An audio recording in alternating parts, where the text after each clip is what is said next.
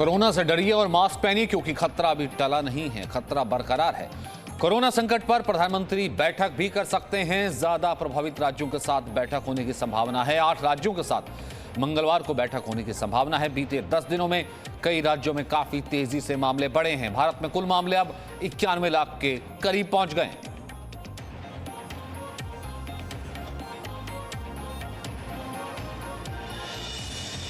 तो बीते 10 दिनों में मामले लगातार बढ़े हैं। प्रधानमंत्री अब बैठक कर सकते हैं। 8 राज्य इसमें शामिल होंगे। ममता बनर्जी पश्चिम बंगाल भी इसमें शामिल होगा। अब इसमें क्या नई रणनीति बनाई जाती है, कोरोना वैक्सीन जब आएगी किस तरीके से उसका डिस्ट्रीब्यूशन किया जाएगा, कैसे आम जन तक वो पहुंचाई जाएगी, इसके बारे में भी चर्चा हो सकती है। हमारे साथ एक बड़ा पैनल भी मौजूद रहेगा जिनसे हम बात करेंगे, जानेंगे, क्योंकि हम लगातार कह रहे हैं आज काम का पहला दिन है। तो आप ये घर से प्रण लेकर के निकलिए कि आज के बाद अभी भी कोरोना का खतरा टला नहीं है। वैक्सीन के नाम पर अभी भी आपके पास सिर्फ मास्क है और 2 गज की दूरी है। मैं उसका पालन करूंगा। मैं किसी भी जगह पर जाऊं और जहां जरूरी नहीं होगा वहां पर नहीं जाऊंगा। वरुण भसीन हमारे साथ है निगम बोध घाट पर और रूफी जैदी इस वक्त हमारे साथ है नांगलोई से।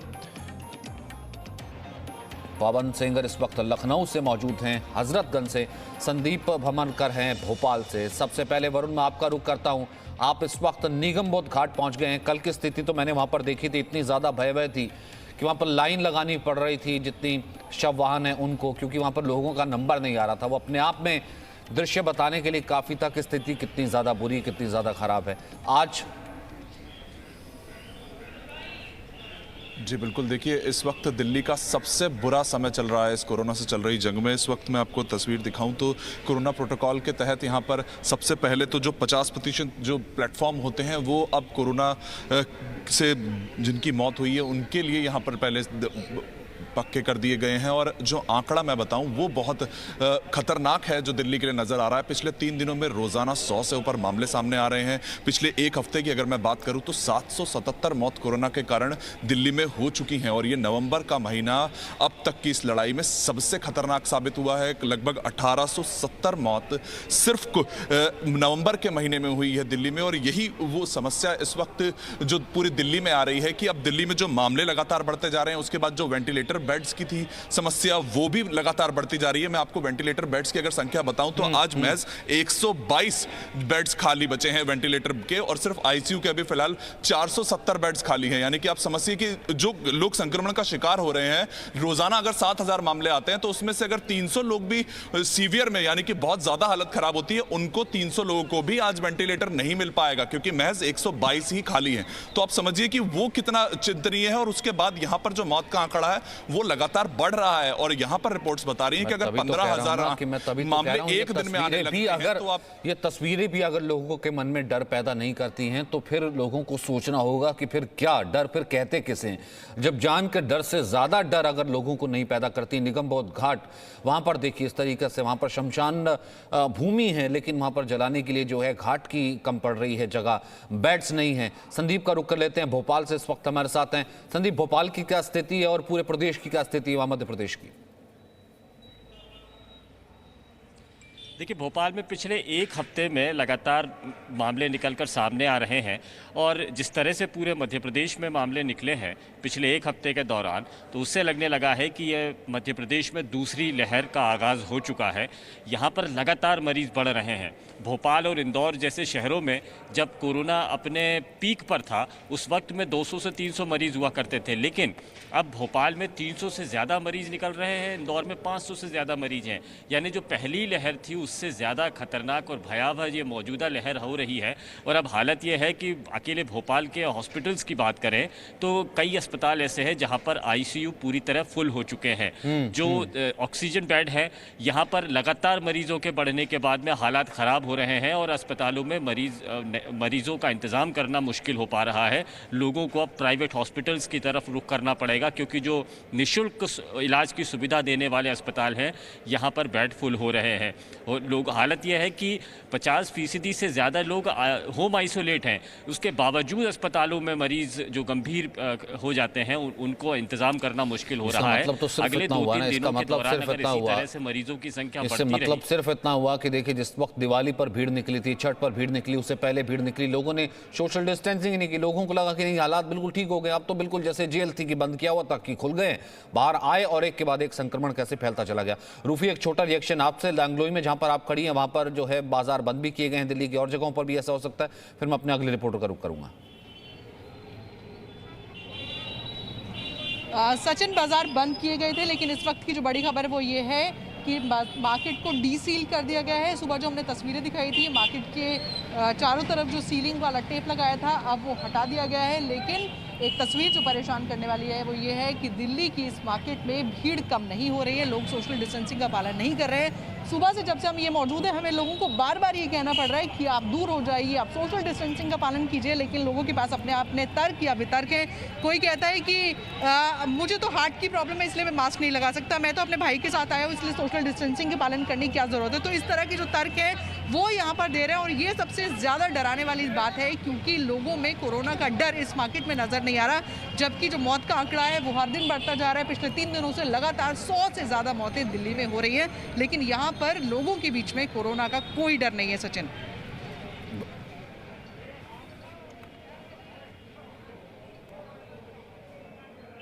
पवन इस वक्त हमारे साथ लखनऊ से मौजूद हैं। पवन, एक बार लखनऊ की भी आप तस्वीर दिखा दीजिए।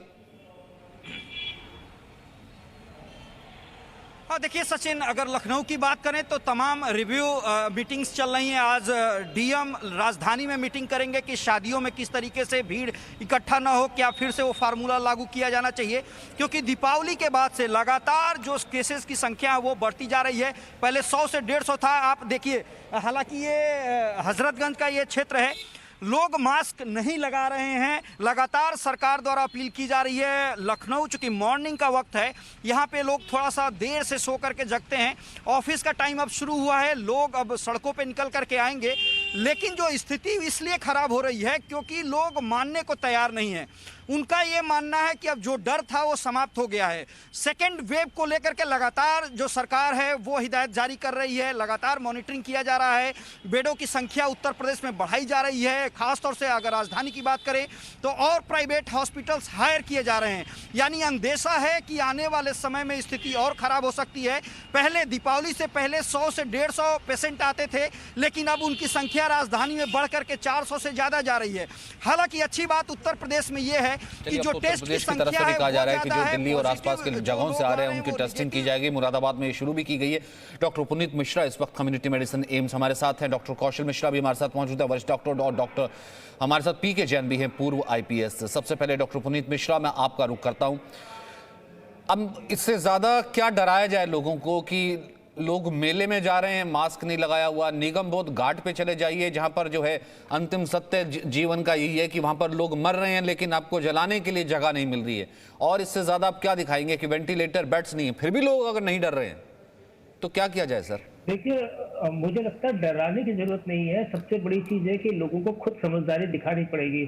सभी लोग वयस्क हैं, बच्चों को आप डरा सकते हैं, लेकिन जो वयस्क हैं, समझदार लोग हैं, उनको समझदारी से काम लेना होगा। उनको ये देखना होगा कि जो उनकी अगर कोई भी लापरवाही है तो उससे उनके लिए खतरा हो सकता है, उनके परिवार के लिए खतरा हो सकता है, उनके पेरेंट्स के लिए खतरा हो सकता है और पूरे समाज के लिए खतरा हो सकता है। तो मुझे लगता है कि 2 चीज इसमें करनी बहुत जरूरी है, जो हम कर भी रहे हैं। सबसे पहली चीज ये है कि आप उनको शिक्षित करें, समझाएं, और उसके बावजूद जो नहीं मानते तो उनके लिए कुछ स्ट्रिक्ट प्रोटोकॉल बनाने चाहिए। जैसे कि दिल्ली में सरकार ने 500 रुपए से 2000 रुपए जुर्माना कर दिया है। मुझे लगता है कि यही सर फिर नहीं मान रहे, क्योंकि हर आदमी फिर नहीं मान रहे, तो सरकार फिर नहीं मान रहे। उल्टा हमने देखा, कितनी जगह तो आपने देखा, कितनी जगह आपने देखा वो तो उल्टा जो चालान काट रहा होता है उनसे लड़ने लग जाते हैं, और वो चालान काटने वाला कहता है कि इसमें मेरी क्या गलती है, ये आपके लिए है।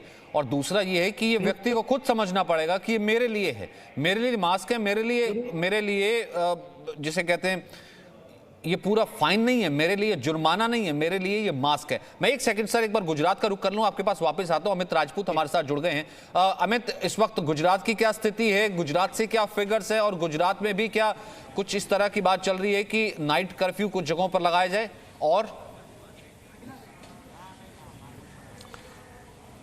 बिल्कुल सचिन, जिस तरह से हम गुजरात की बात करें, गुजरात के अंदर भी लगातार कोरोना के केस जो हैं वो बढ़ चुके हैं। गुजरात के अंदर अहमदाबाद की हम बात करें तो अहमदाबाद में आज सुबह ही 6 बजे 57 घंटे का कर्फ्यू समाप्त हुआ है। अहमदाबाद के जो गुजरात के जो 4 बड़े महानगर हैं, बड़ौदा, सूरत, राजकोट, चारों महानगरों में रात का कर्फ्यू जो है वो आज से विधिवत रीत से अमल में होगा। रात को 9 से लेकर सुबह 6 बजे तक कोई भी व्यक्ति जो है वो बाहर निकल नहीं सकता है, और अगर निकलना है तो कोई ज़रूरी कारण या मेडिकल इमरजेंसी है, उसके अलावा कोई भी व्यक्ति निकल नहीं सकता है। लगातार जो हम यहाँ की बात करें तो जिस तरह से कोरोना के मामले सामने आए उसके बाद से सरकार सतर्क है।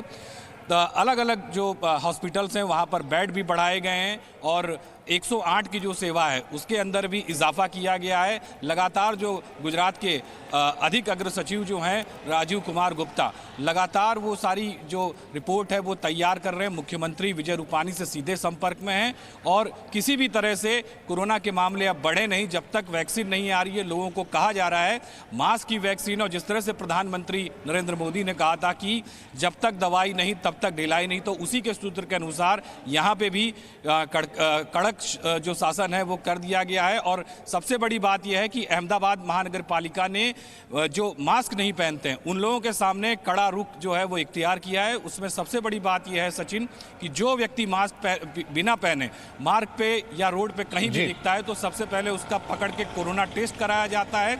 अगर उसका कोरोना टेस्ट नेगेटिव आता है तो उसे 1000 रुपया दंड किया जाता है, और यदि वो पॉजिटिव आता है तो सीधा उसे क्वारंटीन सेंटर भेज दिया जाता है। सचिन, जाहिर सी बात है, सब चीजें तो करनी पड़ेंगी।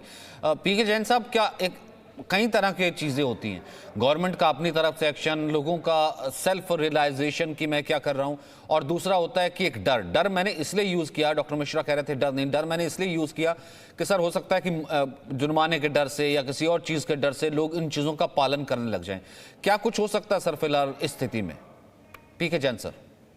देखिए, जहां तक लोगों की एजुकेशन का सवाल है वो तो काफी हद तक सभी लोगों को मालूम है कि कोरोना का खतरा क्या है, इससे क्या हो सकता है, इससे क्या दूसरे लोगों को खतरा हो सकता है। उसके बावजूद भी अगर लोग कानून का पालन नहीं करते तो पुलिस के पास में एक ही तरीका रह जाता है, उनको प्रोसिक्यूट करना। अब आपने बहुत सारी जगह पे पहले फेज में देखा था कि पुलिस ज्यादती कर रही है, कहीं लोगों को डंडे मार रही है, कहीं लोगों को जबरदस्ती उनके खिलाफ में कार्रवाई हो रही है, कहीं लोगों को पुलिस स्टेशन ले जाके उनके ऊपर कार्रवाई की जाती है। तो इवेंचुअली यही एक कार्रवाई पुलिस के पास तो रह जाती है। एजुकेशन से अगर लोग नहीं समझते तो एनफोर्समेंट का एंगल सामने आ जाता है, और एनफोर्स करने के लिए फिर कई जगह पे ज्यादतियां भी होती हैं। वहां पे जो इनोसेंट लोग हैं वो भी उसमें पिस जाते हैं। तो मेरे हिसाब से तो एक एजुकेशन और एनफोर्समेंट, ये दोनों ही चीजें साथ साथ में चलनी चाहिए। और जब तक लोगों को मालूम नहीं पड़ता, जब तक लोग अंदर नहीं जाके बैठते, उनका डिटेंशन नहीं होता, उनके ऊपर केसेस नहीं होते, तब तक लोगों के मन में भय निर्माण नहीं होता, और जो सेल्फ इम्पोज्ड डिसिप्लिन है वो लोग नहीं फॉलो कर पाते।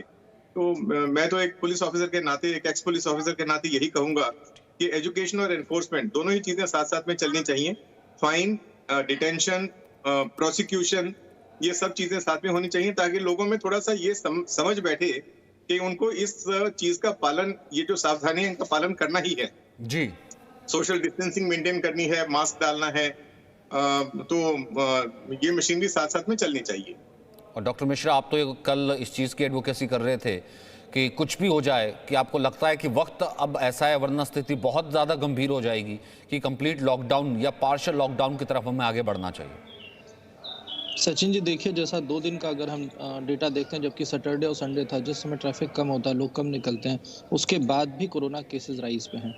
नवंबर के महीने में, इसी महीने में लगभग 22.5% लोगों की डेथ हुई है दिल्ली में, जितनी टोटल कोरोना से डेथ है। इससे ये पता चल रहा है कि इस समय ठंड की वजह से, पोल्यूशन की वजह से और कोरोना के सेकेंड वेव, थर्ड वेव, जो भी आप कहिए, किसी वजह से केस बढ़ रहे हैं।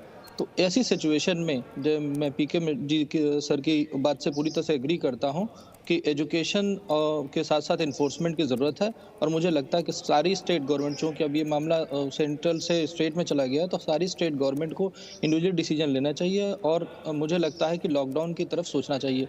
मेरी एक एप्लीकेशन आज हाई कोर्ट में भी है, जो लिमिटेड लॉकडाउन या ये कहें कि अनलॉक 1 के फेज में ले जाने के लिए लगी हुई है। और मुझे लगता है कि कोर्ट से ज़्यादा ये स्टेट गवर्नमेंट की रिस्पॉन्सिबिलिटी बनती है कि अगर उनके पास कोई भी ऑप्शन नहीं है तो उन्हें लॉकडाउन की तरफ सोचना चाहिए। एजुकेशन कोरोना के केस में अगर इफेक्टिव नहीं है, आप ये समझिए, सभी कहते हैं शराब नहीं पीना चाहिए, सिगरेट नहीं पीना चाहिए, तम्बाकू नहीं खाना चाहिए, उसके बाद भी लोग खाते हैं। तो कोरोना और इन सारी चीज़ों में फ़र्क है। कोरोना में लाइफ का खतरा है, उसमें कैंसर का खतरा है, खतरनाक दोनों है। लेकिन कोरोना में एक्यूट जो क्राइसिस आ रही है, ये पैंडमिक की सिचुएशन है। इसमें मेरी तबीयत खराब होने से दूसरे की तबीयत खराब होने का रिस्क है, यानी कि मेरा बीमार होना दूसरे को रिस्क पे डालता है। इसलिए स्टेट मशीनरी को एक्शन में आना चाहिए और चाहे लॉकडाउन करना चाहिए। आप देखिए देश में कई जगहों पे, गुजरात में 4 शहरों में लॉकडाउन लगा दिया गया, यूके में लगा दिया गया, लंदन में लगा दिया गया, बेल्जियम में लगा दिया गया है, और सब जगह स्टेट गवर्नमेंट सोच रही है। नाइट कर्फ्यू लगाने की बात क्यों हो रही है? अगर केसेस कंट्रोल में होते तो क्यों लगाया जा रहा है? तो इसका मतलब है डिसिसिवनेस नहीं है। गवर्नमेंट पता नहीं किस चक्कर में पड़ी हुई है। वो सिर्फ अगर व्यापारियों से इस बात का ओपिनियन लिया जाएगा कि लॉकडाउन लगाया जाए कि नहीं लगाया जाएगा, तो देश का स्वास्थ्य व्यवस्था चल चुकी है। नहीं, ठीक है, तर्क ये दिया गया ना कि अगर यहाँ पर कंप्लीट कर दिया गया, कंप्लीट से वापस करने में कम से कम 2 महीने, 4 महीने, 6 महीने लग जाते हैं, और फिर तो हो सकता है कि रिकवर करना तो बहुत ही मुश्किल हो जाएगा। लेकिन डॉक्टर पुनीत मिश्रा, यहाँ से अगर मैं पॉजिटिव एक रिएक्शन आपसे लूँ, एक छोटा सा जाते हुए, अब वैक्सीन का क्या स्टेटस है? अगर वो आ भी जाता है, मैं मान भी लूं कि बहुत तेजी से अगर चल रहा है, जैसी रिपोर्ट्स हैं पॉजिटिवली, जनवरी तक लोगों तक कैसे कितनी जल्दी जो है किस सिस्टम से पहुंच सकता है? देखिए, वैक्सीन आने का मतलब, हम लोग बार बार इस चीज को कह रहे हैं कि वैक्सीन आते ही ऐसा नहीं है कि समस्या खत्म हो गई। वैक्सीन आएगी और इसमें 2 चैलेंजेस हैं। एक तो बात ये कि कितनी इफिकेसी है और कितने ड्यूरेशन तक वो लास्ट करती है। दूसरी बात यह है कि आप इतनी बड़ी पॉपुलेशन को कैसे देखते हैं। जहां तक अभी तक जो भी प्रमाण आ रहे हैं, शायद बहुत ही जल्दी वैक्सीन कोई ना कोई आ जाएगी और लाइसेंस हो जाएगी, लेकिन उसको डिस्ट्रीब्यूशन करना एक चैलेंज है और भारत सरकार उस चैलेंज पे बहुत सारे दिनों से कार्य कर रही है। चाहे वो हमारा डिस्ट्रीब्यूशन सिस्टम हो कि हमें कैसे कोल्ड चेन मेंटेन करनी है, कैसे सारी जनता तक पहुंचानी है और कैसे प्रायोरिटाइज करना है कि वैक्सीन आते ही सबसे पहले किसको देनी है, उसके बाद किसे देनी है, सो दैट कि हम जितनी भी मात्रा में वैक्सीन उपलब्ध होगी उसका जो मैक्सिमम फायदा है उस पॉपुलेशन को दे सके, जिससे कि हम इस बीमारी को कंट्रोल करें। तो कुछ टाइम जरूर लगेगा और प्रायोरिटाइज करके ही यानी कि फिलहाल की वैक्सीन तो अगर मैं कहूं तो वो मास्क और फिलहाल की वैक्सीन तो सोशल डिस्टेंसिंग ही है और यही सोशल वैक्सीन है। अभी फिर उसी से ही बचाव है। और जैसा कि डॉक्टर कौशल कांत मिश्रा ने भी कहा, जरूरी नहीं है कि आप अपने लिए खतरा, आप दूसरे के लिए भी खतरा पैदा कर रहे हैं। आप अपने घर वालों के लिए भी हो सकता है कि इस चीज को लेकर के खतरा पैदा कर रहे हैं। खुद को तो आप ठीक कर ले रहे हैं कि नहीं, हो सकता है कि मुझे बीमारी नहीं आएगी, लेकिन आपको आ करके हो सकता है कि किसी दूसरे को लग जाए। इसलिए कृपा करके बहुत ज्यादा सावधानी बरतने की जरूरत है। फिलहाल इलाज यही है कि आप मास्क पहने रखिए, सोशल डिस्टेंसिंग का इस्तेमाल कीजिए और जितना हो सके घर से बाहर नहीं निकलिए। अगर आपको बहुत ज्यादा जरूरत नहीं है तो भीड़ भाड़ वाले इलाकों में जाने से बचिए। अब कोरोना वैक्सीन आई नहीं है, लेकिन सवाल सबके मन में है कि वैक्सीन कितनी कारगर होगी, कितनी सुरक्षित होगी, कब आएगी। बहुत सी दवाओं के साइड इफेक्ट होते हैं, तो क्या कोरोना का साइड इफेक्ट भी होगा? इस बारे में विशेषज्ञों की क्या राय है? हमने देश के सबसे बड़े अस्पताल एम्स के 2 बड़े डॉक्टर से बात की।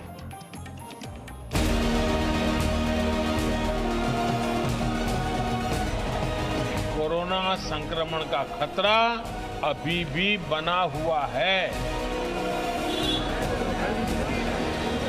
सोशल डिस्टेंसिंग का पालन यहाँ बिल्कुल नजर नहीं आ रहा। ऐसे में संक्रमण के बढ़ने का खतरा और ज्यादा हो गया है। 2 गज की दूरी, मास्क और साबुन से साफ सफाई के नियम किसी भी हालत में भूलने नहीं हैं। शॉपिंग है वो रोजाना तेजी से बढ़ती जा रही है। जो लोग हैं, जो भीड़ है, वो इस कोरोना काल में कहीं ना कहीं इन बाजारों में नहीं संभल पा रही है। जरा सी ढिलाई खुद को, परिवार को, गांव को संकट में डाल सकती है। जब तक दवाई नहीं, तब तक ढिलाई नहीं।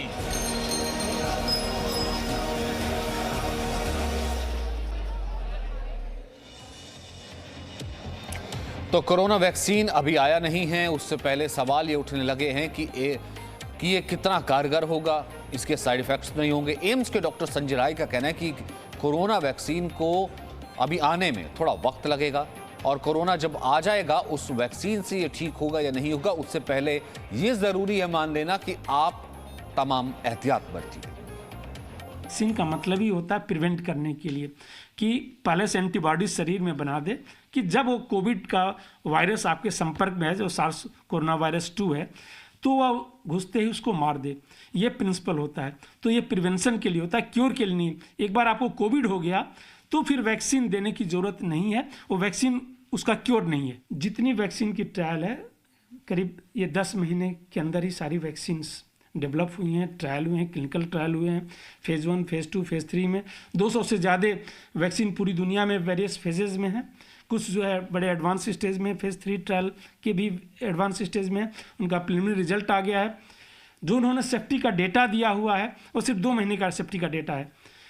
2 महीने के डेटा पे हम कह सकते हैं कि 2 महीने के लिए दैट मीन्स इमीडिएट कंसर्न है। सेफ्टी 2 तरीके से होती है, एक तो इमीडिएट कि कुछ दिनों तक सेफ है, और एक long term safety. Long term safety के बारे में हमें किसी भी वैक्सीन के बारे में कुछ भी नहीं पता कि लॉन्ग टर्म इसका क्या इम्पैक्ट होगा। कुछ तो बिल्कुल ही नए ढंग से वैक्सीन ही बन रही है जिसका हमने पहले कभी यूज़ नहीं किया है, उसका लॉन्ग टर्म सेफ्टी का कंसर्न और ज़्यादा है। क्योंकि अगर पहले उस टाइप की वैक्सीन को हम यूज़ किए होते तो शायद उसको अगर यूज़ पहले कर लिए होते तो हमें थोड़ा बहुत उसके बारे में आइडिया होता।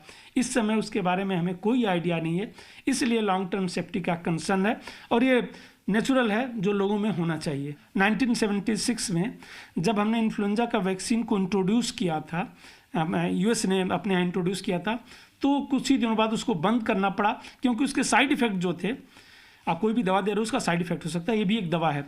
साइड इफ़ेक्ट जो है उस इन्फ्लुएंजा से ज़्यादा थे। इन्फ्लुएंजा से जितनी प्रॉब्लम नहीं, साइड एक्जीबी सिंड्रोम करके होता है जो न्यूरोलॉजिकल डिसऑर्डर है, वो उसमें हुआ।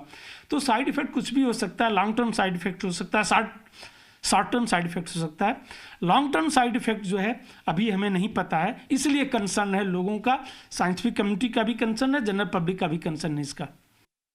डॉक्टर संजय राय ये कहते हुए कि साइड इफेक्ट हो भी सकता है, साइड इफेक्ट लंबा भी हो सकता है, हर व्यक्ति में अलग भी हो सकता है। पहले वैक्सीन आएगी, उसके बाद इसका प्रयोग होगा, उसके बाद ही कुछ कहा जा सकता है। कोरोना वैक्सीन पर इस वक्त की बड़ी खबर यह है कि इस पर कई विशेषज्ञ थोड़े बटे हुए नजर आ रहे हैं। कई विशेषज्ञ एक मत नहीं है, ये वैक्सीन कोरोना को ठीक करने का इलाज नहीं है। दूरगामी क्या प्रभाव होंगे ये अभी कह पाना मुश्किल है, इसके आगे क्या परफेक्ट होंगे, क्योंकि इससे पहले इस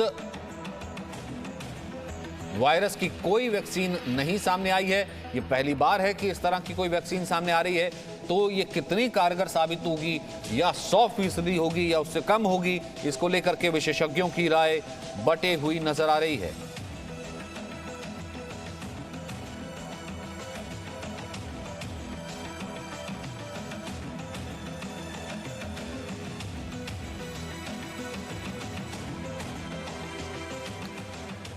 डॉक्टर संजय राय जिनको मैं जिक्र कर रहा था, इस वक्त आपने उन्हें सुना भी, वो भी हमारे साथ मौजूद हैं। पुनीत मिश्रा भी हमारे साथ मौजूद हैं और मिस्टर जैन भी हमारे साथ लगातार बने हुए हैं। डॉक्टर रॉय, इसको लेकर के, डॉक्टर संजय राय, इसको लेकर के क्या मैं ये कहूँ कि एक नई डिबेट की ये शुरुआत है कि क्योंकि वायरस नया है, वैक्सीन भी नहीं होगी, तो वैक्सीन भी नहीं होगी तो वैक्सीन कैसी होगी 100% अभी नहीं इसके बारे में कुछ कहा जा सकता।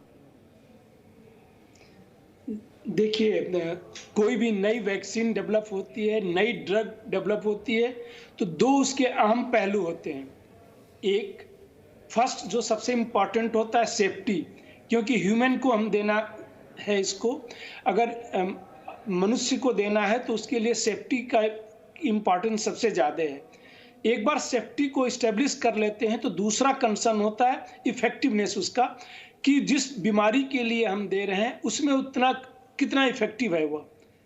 जब ये दोनों कंसर्न हो जाता है, इसके साथ साथ एक और कंसर्न आता है हमारा कि सेफ्टी भी, यानी कि इमीडिएट सेफ्टी कंसर्न हो, लॉन्ग टर्म सेफ्टी हो, और अगर इफेक्टिवनेस भी हो तो लॉन्ग टर्म इफेक्टिवनेस हो। शॉर्ट टर्म के लिए, कुछ दिनों के लिए, महीने 2 महीने के लिए अगर कोई बीमारी को रोक देता है तो फिर उस वैक्सीन का या उस दवा का कोई बहुत उपयोग नहीं हो पाएगा। इतने फ्रीक्वेंट इंटरवल पे हम 7 करोड़ लोगों को नहीं दे पाएंगे। तो ये दोनों ही कंसर्न बहुत ही इंपॉर्टेंट है किसी भी वैक्सीन के डेवलपमेंट में, न्यू वैक्सीन के डेवलपमेंट में, या किसी भी नई ड्रग के डेवलपमेंट में। और पुनीत मिश्रा जी, जब ये कहा जाए कि भले वो फाइजर का नाम आया और जो वैक्सीन जिन पर काम हो रहा है वो 3rd ट्रायल में अगर पहुंच गई हैं, इसका क्या अर्थ निकाला जाए? यानी कि 3rd ह्यूमन ट्रायल में जब वो पहुंचती है कोई वैक्सीन, उसका क्या अर्थ हुआ, वो कितनी एक्यूरेसी की तरफ जा रही है? देखिए, बेसिकली जो डिफरेंट ट्रायल्स होते हैं, डिफरेंट फेजेस होते हैं, उनके अपने अपने पर्पस होते हैं। जो फेज 1 ट्रायल होता है वो बहुत ही कम लोगों में, हेल्दी वॉलंटियर्स में करते हैं। उसमें मेनली हम सेफ्टी देखते हैं कि उसमें सेफ्टी है, वैक्सीन सेफ है कि नहीं है। जैसा अभी डॉक्टर संजय राय बता रहे थे कि सेफ्टी एक बहुत ही महत्वपूर्ण कंसर्न है। तो फेज 1 ट्रायल में बहुत कम लोगों में देखते हैं। जब फेज 2 ट्रायल होता है फिर हम हेल्दी वॉलंटियर्स लेते हैं और थोड़ा सा बड़ा सैंपल रखते हैं। उसमें हम इम्यूनोजेनिसिटी देखते हैं। हम ये देखते हैं कि ये वैक्सीन कितनी इफेक्टिव है, क्या ये बीमारी को रोक पा रही है। और जो फेज 3 ट्रायल जिसे हम कहते हैं, ये एक बड़ी पॉपुलेशन में होता है। ये एक करीब करीब ऐसी नॉर्मल सिनेरियो में हम करते हैं जिसमें हम नॉर्मल लोगों को लेते हैं और वहां पर हम बहुत बड़े तादाद के लोगों को वैक्सीन देके इसका ट्रायल कर रहे होते हैं। तो फेज 3 का मतलब ये है। और ये जो आपने बताया, चाहे फाइजर की है या मॉडर्ना वैक्सीन है, ये हमारी भारत की जो भारत बायोटेक ने कोवैक्सीन बनाई है, ये सारी की सारी इसमें फेज 3 ट्रायल में चल रही है। और फेज 3 ट्रायल में हम बड़े रूप में जो एक नॉर्मल सिनेरियो होता है उसमें ये देखते हैं कि कितनी इम्यूनोजेनिसिटी है, इसका कोई साइड इफेक्ट तो नहीं है, कितनी इफेक्टिव है। तो ये सारी चीजें फेज 3 में बड़ी महत्वपूर्ण होती हैं। किसी भी वैक्सीन के लिए मैं समझता हूँ 3 चीजें महत्वपूर्ण है। सबसे पहली सेफ्टी, जैसे डॉक्टर संजय राय बात कर रहे थे, बोथ लॉन्ग टर्म और शॉर्ट टर्म। दूसरी चीज ये होती है कि वो कितनी इफिकेसी है, कितनी इफेक्टिव है, कि 50% लोगों को प्रोटेक्ट कर रही है, 80% को कर रही है, 90% को कर रही है। तो एक वो बहुत बड़ा इंपॉर्टेंट फैक्टर है। और जो तीसरा बड़ा फैक्टर है कि जो आपको प्रोटेक्शन मिल रहा है वो कितना लॉन्ग लास्टिंग है। मान लीजिए एक वैक्सीन 90% इफेक्टिव है और उसने मुझे प्रोटेक्शन केवल 3 महीने के लिए दिया या केवल 6 महीने के लिए दिया, तो क्या हम इतनी फ्रीक्वेंटली लगा पाएंगे? तो ये तीनों चीजें हैं कि एफिकेसी उसकी कितनी है, इसका ड्यूरेशन कितना है और सेफ्टी कितनी है। तो ये इनमें से कई सारे कंसर्न जो हैं हमें फेज 3 ट्रायल के बाद मालूम चलेंगे। जहां तक सवाल है लॉन्ग टर्म सेफ्टी का, तो कुछ वैक्सीन के साथ जरूर कंसर्न है, क्योंकि वो जो उनकी टेक्नोलॉजी है वो पहली बार इस्तेमाल हो रही है और उस तरीके की वैक्सीन के बारे में हमें बहुत ज्यादा जानकारी नहीं है। लेकिन इस चीज पर आप यकीन रखिए कि जो भी साइंटिफिक कम्युनिटी, जो भी बेस्ट पॉसिबल है, जो भी हमारे पास अध्ययन करने के मॉडल्स उपलब्ध हैं, उसमें सेफ्टी का सबसे पहले ध्यान रखा गया और कोशिश ये की जा रही है कि जो सबसे सेफ वैक्सीन हो, जिसमें सबसे कम साइड इफेक्ट हो, वो हम पहले आराम से रोल आउट करें। लेकिन लॉन्ग टर्म साइड इफेक्ट के लिए देखने के लिए कुछ वैक्सीन का लंबे समय तक अध्ययन करना रहेगा। तो शायद इमरजेंसी लाइसेंस मिलने के बाद भी ये अध्ययन चलता रहेगा। ठीक है। और पीके जैन साहब, तब तक का मतलब ये कि प्रधानमंत्री कल बैठक करेंगे, सरकारें अपनी तरफ से स्टेप्स उठा रही हैं, कई जगह पर नाइट कर्फ्यू है, लोग फिर भी नहीं मान रहे हैं या कुछ मान रहे हैं तो वो आपने देखा कैसे पार्शियल मान रहे हैं, तब तक फिर क्या करें? देखिए, जैसा मैंने कहा पहले भी कि इसमें दूसरा कोई रास्ता नहीं है। एनफोर्स करना ही पड़ेगा कुछ चीज़ों को, सरकारों को थोड़ा टाइट करना पड़ेगा सिस्टम को, ताकि लोग जो हैं वो ये चीज़ें मानने पर बाध्य हों। देखिए, मार्केट प्लेसेस, घूमने की जगह और रोड्स, ये 3 ही चीज़ें ऐसी हैं जहाँ पे एनफोर्समेंट अभी ज़रूरी है। अब मार्केट प्लेस में लोग आते हैं खरीदारी करने के लिए, लेकिन बहुत सारे लोग घूमने के लिए भी आ जाते हैं। उसके बाद में वो जो प्रिकॉशंस है वो फॉलो नहीं करते, मास्क नहीं पहनते, सोशल डिस्टेंसिंग मेंटेन नहीं करते, तो खुद के लिए खतरा बनते हैं, दूसरे लोगों के लिए खतरा बनते हैं अगर उनमें से कोई इन्फेक्टेड हो तो बाई चांस। तो इसलिए ज़रूरी है कि ये एक स्ट्रॉन्ग मैसेज लोगों को भेजा जाए कि सरकार इसके बारे में गंभीर है। बाकी जो चीज़ें, नाइट कर्फ्यू है या डे कर्फ्यू है या पार्शियल लॉकडाउन है या फुल लॉकडाउन है, इन चीज़ों के बड़े लंबे समय के इकोनॉमिक इफेक्ट्स हैं। बहुत सारे लोग जो हैं वो, उनके पास में अभी फाइनेंशियल कैपेबिलिटी खत्म हो गई है कि वो सस्टेन कर पाएं और ज्यादा। इतने महीने से वो लोग बिना रोजगार के बैठे हुए हैं, तो इसलिए वो भी एक एंगल है जो सरकार को उसके बारे में विचार करना ही पड़ेगा। लेकिन अब धीरे धीरे लॉकडाउन उठाया जा रहा था, तो उसका परिणाम जो है वो सेकेंड वेव या थर्ड वेव में शुरू हो गया। तो इसलिए मुझे लगता है कि मैसेज जो है वो बड़ा क्लियर जाना चाहिए कि बिना मास्क के लोगों को टॉलरेट नहीं किया जाएगा, और उसके लिए दंड का प्रावधान करना ही जरूरी नहीं है, उसको इम्प्लीमेंट करना बहुत जरूरी है। हमारे देश में कायदे और कानून बहुत हैं, लेकिन उनका इम्प्लीमेंटेशन ढंग से नहीं हो पाता। तो वो उसको इम्प्लीमेंट किया जाए, जहां भी एक टीम भेजी जाए, स्ट्रॉन्ग टीम भेजी जाए। मैंने बहुत सारी जगह पे, आपके चैनल पे, दूसरे चैनल्स पे देखा है कि लोग आर्ग्यू करने लगते हैं, पैसे नहीं देना चाहते, तो ये जो तो अगर टीम स्ट्रांग हो, वहां पे प्रेजेंट स्ट्रांग हो, तो वो फिर एनफोर्समेंट भी अच्छी तरह से हो सकती है। तो कम टीमें बनाई जाएं लेकिन स्ट्रांग बनाई जाएं, उनमें पर्याप्त मात्रा में कर्मचारी रहें, लेकिन एनफोर्समेंट जैसा मैंने कहा करना बहुत जरूरी है। इसके बिना लोगों को समझ नहीं आती, और खासतौर पे इस तरह के माहौल में, जबकि एजुकेशन की अब बहुत ज्यादा जरूरत नहीं है। सब लोगों को मालूम है कि इसके क्या खतरे हैं, इससे खुद को और फैमिली को या दूसरे बाहर के लोगों को क्या खतरे पहुंच सकते हैं किसी के इन्फेक्ट होने से, ये अब किसी को बताने की जरूरत नहीं है। फिर भी एजुकेशन का भाग शुरू रहना चाहिए, लेकिन उसके साथ में एनफोर्समेंट बहुत ही स्ट्रांग होना चाहिए, बहुत ही स्ट्रांग होना चाहिए। और डॉक्टर संजय राय, क्या कम्युनिटी ट्रांसफर, जिसे हम पहले शुरुआत में कहते थे जब कोरोना आया था, कम्युनिटी ट्रांसफर, अब जिस तरीके से ये फैल रहा है कि दिवाली के लिए बाजार खुले नहीं, लोग सड़कों पर आए नहीं, और आंकड़े देखिए 90 लाख के पार हैं। ये तो तब है जब जो टेस्टिंग हो रही है उसके अंदर का आंकड़ा है, तो कितने तो करोड़ों ऐसे लोग हैं अभी तो टेस्टिंग हो नहीं रही है। तो ये कम्युनिटी ट्रांसफर फिर ये कहाँ तक है, और ये सुनामी या लहरी अभी और कहाँ तक आगे जाएगी? देखिए, हम कम्युनिटी ट्रांसमिशन की बात, जो ट्रांसफ़र की आप बात करते हो, कम्युनिटी ट्रांसमिशन का मतलब ये होता है कि किसी को इन्फेक्शन हो रहा है तो उनको ये नहीं पता चलता कि उनको कहाँ से इन्फेक्शन हुआ या उन्होंने कितने लोगों को इन्फेक्शन दे दिया। इसको जब हम ये पता करने में असमर्थ हो जाते हैं तो इस स्थिति को हम कम्युनिटी ट्रांसमिशन कहते हैं। किसी भी इन्फेक्शियस डिजीज़ के लिए, इस टाइप की जो इन्फेक्शियस डिजीज़ होती है जो पर्सन टू पर्सन फैलती है, अगर आप देखें डेटा तो मेजॉरिटी ऑफ केसेस में जो है किसी को भी ये नहीं पता होता कि उसको इन्फेक्शन किस पर्सन से मिला या उसने कितने लोगों को इन्फेक्ट कर दिया। अब किसी भी मेथड से हम ये पता नहीं कर सकते, तो ये तो कम्युनिटी ट्रांसमिशन है, जो कि हम लोगों को का मानना है कि बहुत पहले से जो है ये इस्टेब्लिश हो चुका है। इसलिए जब कम्युनिटी ट्रांसमिशन हो जाता है तो हमारी स्ट्रेटजी चेंज हो जाती है। बिगिनिंग में और रहती है, बाद में हमारी और होती है। पहली बार देखिए, मॉडर्न मेडिसिन की जो एक सबसे बड़ी स्ट्रेंथ थी कि हम एविडेंस बेस्ड ये कहते थे कि हमारा कुछ भी, कोई भी हम ड्रग देते हैं वो काफ़ी एविडेंस बेस्ड है, सो एविडेंस बेस्ड मेडिसिन की बात करते थे। कोरोना कंट्रोल में इसको शायद हम भूल गए हैं, जो बाकी हम इंडियन सिस्टम या इसको कहते थे कि उनमें एविडेंस नहीं है, इसलिए हम उस पर विश्वास नहीं करते हैं। वही यहाँ भी हो रहा है कि बहुत कुछ, जैसे कि अभी डॉक्टर जैन ने बताया, नाइट कर्फ्यू और इस सब का कितना इम्पैक्ट है, ऑलमोस्ट निग्लिजिबल, थोड़ा बहुत होगा, बट वो किस कास्ट पे हो रहा है इसका कोई एविडेंस नहीं है हमारे पास। उससे ज्यादा एविडेंस है कि मास्क पहने, सोशल डिस्टेंसिंग नाम को फॉलो करें, और ये सब करते हैं सर, क्योंकि कल प्रधानमंत्री ने भी बैठक करनी है तमाम स्टेट्स के साथ जो कि मोस्टली अफेक्टेड हैं और जो बाकी स्टेट्स भी हैं। अब इसकी मेथोडोलॉजी क्या होती है, यानी कि किस तरीके से आगे इसको ऐसे और लागू किया जाएगा कि कम से कम इसे थोड़ा कंटेन किया जाए, उस ग्राफ को नीचे किया जाए, जिसको हम एक बार नीचे करने में कामयाब भी हो गए थे, और फिलहाल भी स्थिति जो है वो बहुत ज़्यादा बेकाबू नहीं हुई है हाथ से। अगर लोग अब भी सोचें, अब भी प्रिकॉशन लें, तो स्थिति को बहुत हद तक काबू में किया जा सकता है। बहुत बहुत शुक्रिया आप सभी का सर मेरे साथ जुड़े रहने के लिए। Presenting B news app available on Google Play and App Store. Download it now.